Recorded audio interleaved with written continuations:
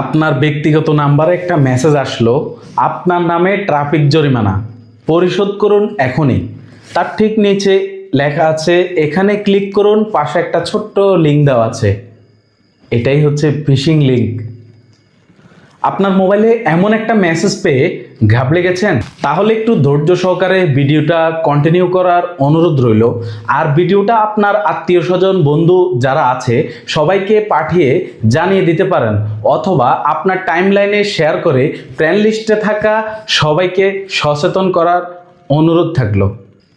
সম্প্রতি ঢাকার ট্রাফিক ব্যবস্থাপনায় শৃঙ্খলা ফেরাতে কিছু কিছু গুরুত্বপূর্ণ জায়গায় এআই ক্যামেরা অর্থাৎ কৃত্রিম বুদ্ধিমত্তা সম্পন্ন ক্যামেরা বসিয়েছেন ঢাকা মেট্রোপলিটন পুলিশ, যা থেকে ট্রাফিক আইন অমান্য করলে আপনার নামে হয়ে যেতে পারে স্বয়ংক্রিয়ভাবে ডিজিটাল মামলা।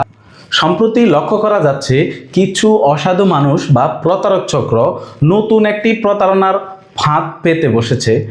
তারা মানুষের ব্যক্তিগত মোবাইল নাম্বারে মেসেজের মাধ্যমে ফিশিং লিঙ্ক পাঠাচ্ছে। ফিশিং লিঙ্ক ওপেন করলেই ভুয়া ওয়েবসাইট আসতে পারে আপনার সামনে, অথবা সেখানে আপনার ব্যক্তিগত তথ্য চাইতে পারে। কোনোভাবেই সেখানে ক্লিক করে তথ্য দিলেই বা লিঙ্কে প্রবেশ করা মাত্রই আপনার মোবাইলের সম্পূর্ণ নিয়ন্ত্রণ প্রতারকের হাতে চলে যেতে পারে।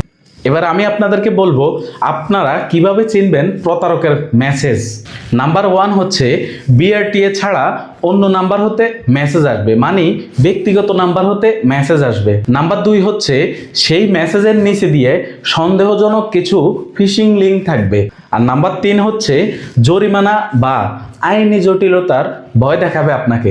এই 3টা ক্রাইটেরিয়া যদি কোনো এরকম মেসেজে দেখে থাকেন তাহলে ভাববেন 100% নিশ্চিত এই মেসেজটা অবশ্যই প্রতারকের নিকট হতে আপনাকে ফাঁদে বা ট্র্যাপে ফেলানোর জন্য আপনার কাছে দেওয়া। এই ধরনের মেসেজ দেখলে অবশ্যই আপনারা এড়িয়ে চলবেন।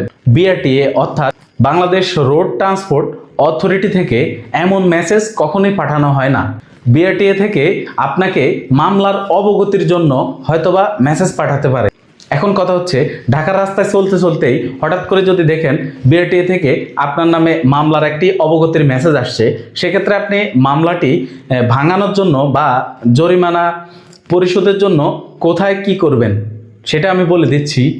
শুধুমাত্র একটু মনোযোগ সহকারে শুনবেন। শুধুমাত্র অফিসিয়াল ই ট্রাফিক প্রসিকিউশন সফটওয়্যার মানে একটা অ্যাপস আছে, সে অ্যাপসটা ইনস্টল করার মাধ্যমে সেখান থেকে যে ক্রাইটেরিয়াগুলো চাওয়া হয় সেটার মাধ্যমে বা সরাসরি ডিএমপি ট্রাফিক বিভাগের মাধ্যমে আপনার জরিমানাটা পরিশোধ করতে পারেন। সবসময়